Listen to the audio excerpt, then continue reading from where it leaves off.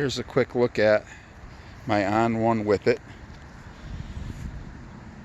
On1 Planet X. I'm assuming they're the same company.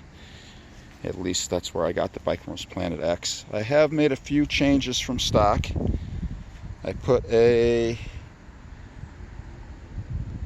USC shock post on it, if it'll ever focus. There you go.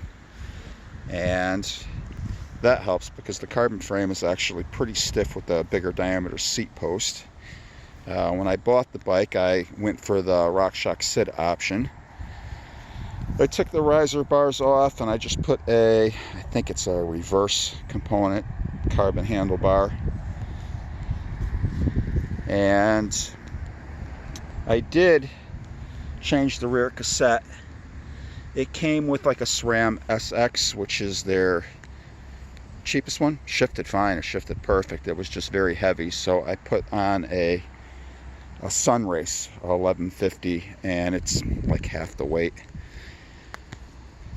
So those would be the big upgrades. I did take the stock tires off and I put some Race Kings on there, and I made them tubeless. That saved a lot of weight over the stock Panther racers that came with it. My overall review of this in the woods is it's light, it's quick, it's nimble, it's everything that a cross-country bike should be.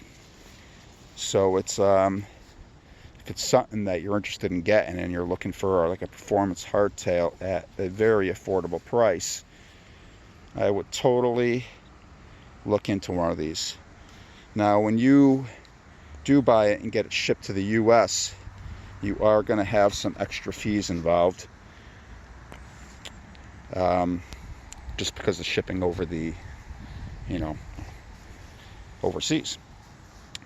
But it's still cheaper than going with a lot of stock, a lot of name brands in the United States that you get at a bike shop. You'll still save money because this has got the SRAM GX components, and yeah, it's I'm a little lost for words at this point, but I know that I'm very happy with my purchase. It rides great, handles great, and I'm happy with my purchase. There's no real new upgrades that I'm looking to make because I'm really happy with just the way it is. If anything, I would say on wet days with the tiny knobs of the Race Kings and any super aggressive trails, they're not the greatest traction tire, but any hard pack, dry conditions, they roll amazingly fast. And if you're looking for a fast rolling tire, they're quite amazing. If you're looking for something with a little bit more grip and traction, then you would either go up to a more aggressive Continental or any brand that you would like. The shock post, I ended up going with this design.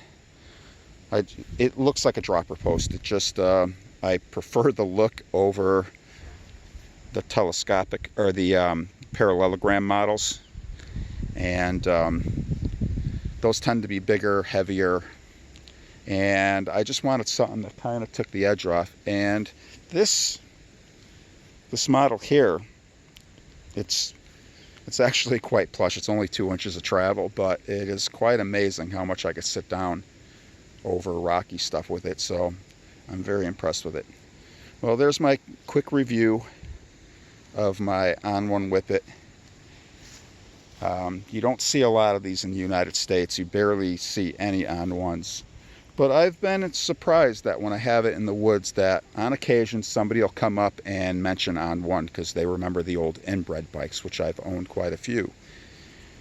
So that's one of the reasons I went with this over a lot of other brands. Is it was a brand I was familiar with. It was a brand that I've owned before in many different types of bikes. I've had one of their fixed gears. I've had 3 of their 29er inbred frames and a couple 26 ones because they were very affordable, inexpensive frames to hang a lot of your old parts on.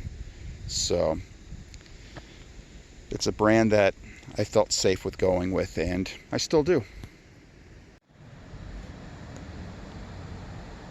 Here's a quick update to the review.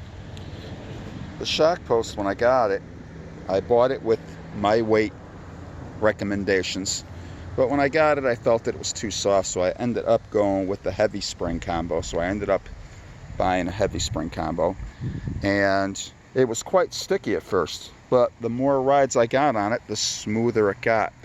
I know when I put all the new heavier springs in there, I did use suspension grease, and that helped a lot with its smoothness.